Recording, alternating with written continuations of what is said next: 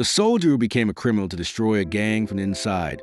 Before this story ends, a highly trained soldier will erase his identity, become a criminal, live beside murderers, betray men who thought he was their brother, and sacrifice every piece of the life he once knew. All to take down a gang so dangerous. Even police refused to approach them.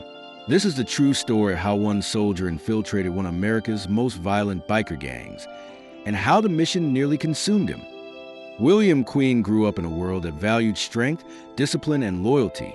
From a young age, he admired the military men who returned to his neighborhood, wearing uniforms and medals. He wanted that same sense of purpose, something bigger than himself. So when he was old enough, he joined the United States Army. The military sharpened him, toughened him, and drilled into him a set of rules that would guide the rest of his life. Never break trust, never abandon your duty, and never, under any circumstances, become the enemy. After serving in the Special Forces during the Vietnam War, William returned home. He had survived jungle ambushes, explosions, and close-quarter combat. The chaos of war had shaped him, and when he left the battlefield, he wanted a new mission, one that let him protect people again.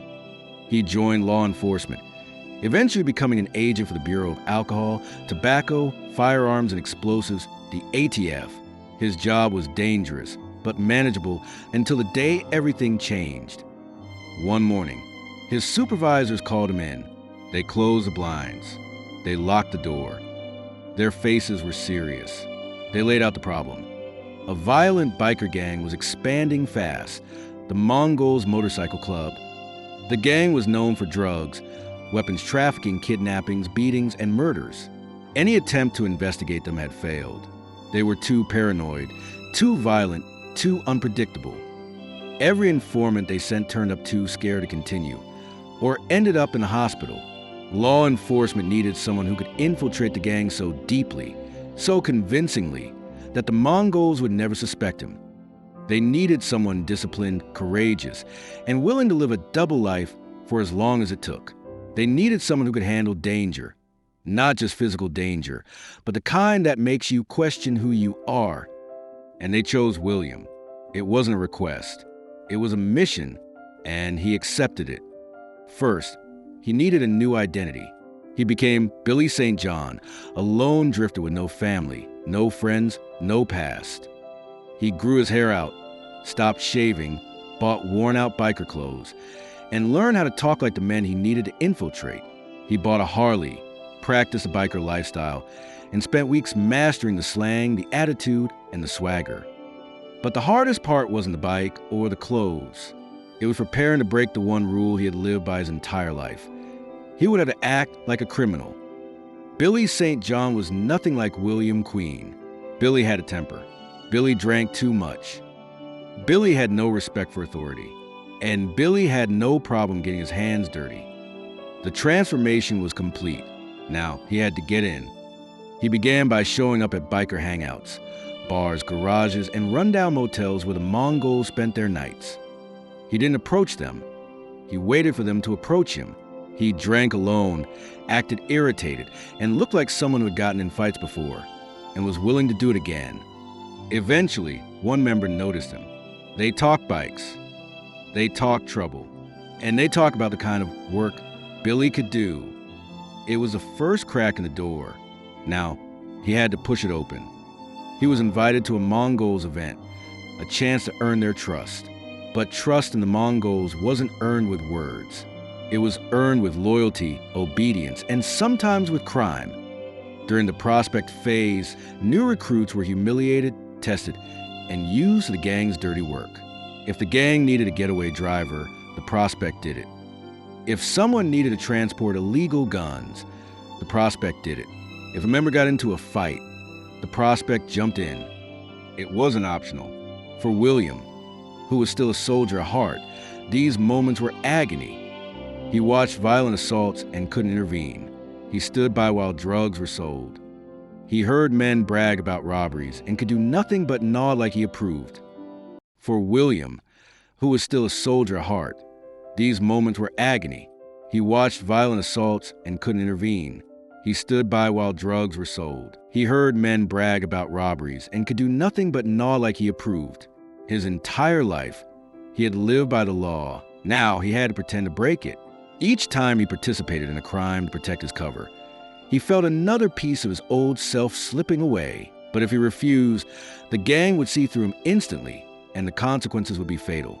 Day after day, week after week, he sank deeper into the role of Billy St. John. The lies, the danger, the constant fear of slipping up. It was suffocating, yet he pushed forward, because behind every crime he pretended to commit, behind every violent night he survived, he collected information, names, locations, weapons, drug routes, plans, conversations. Every detail was a brick in the case he was building.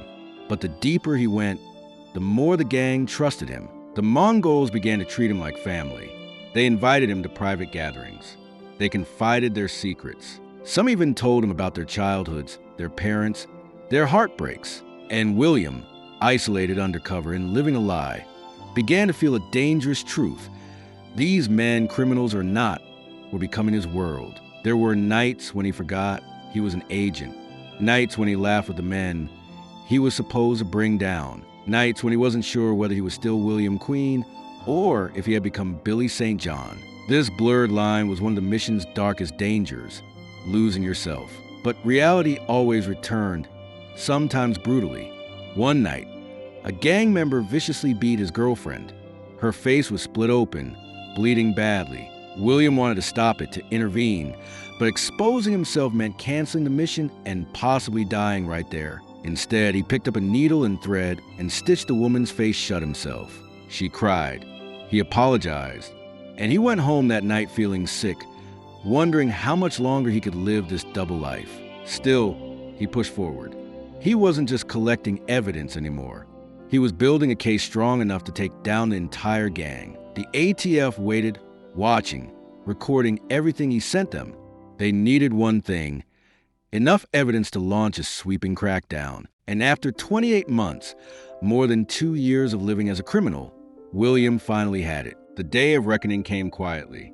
No warning, no hint to the gang. One morning, as the Mongols went about their day, law enforcement struck. Over 700 officers spread across multiple states raided homes, bars, garages, and gang hangouts in a coordinated attack. Doors were kicked down. Officers stormed in. Members were dragged out in handcuffs. 54 members were indicted. 53 were convicted.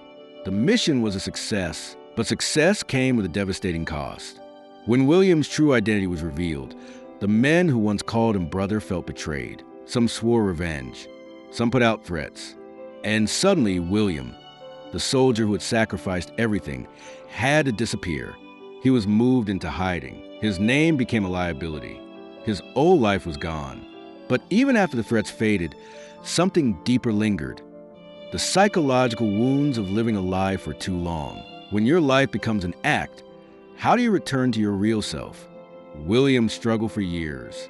The gang's violence had left scars. The double life had fractured his sense of identity, and the betrayal he had to commit, even for the right reasons, haunted him. Yet he never regretted the mission.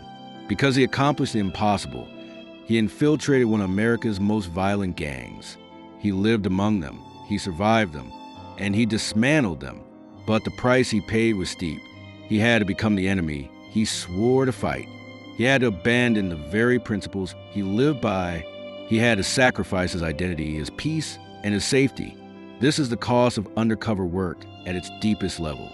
A life lived in shadows. A mission paid with pieces of your soul. A victory no one celebrates, because the person who wins is never the same again. And so, the soldier who became a criminal to bring justice returned home a changed man. Not a hero, not a villain, but someone caught between two worlds, forever marked by the one he barely escaped. What is your thought on this true life crime story? Drop it in the comment section. Do like and subscribe to my channel and press notification bell to enable you get notification for subsequent videos like this.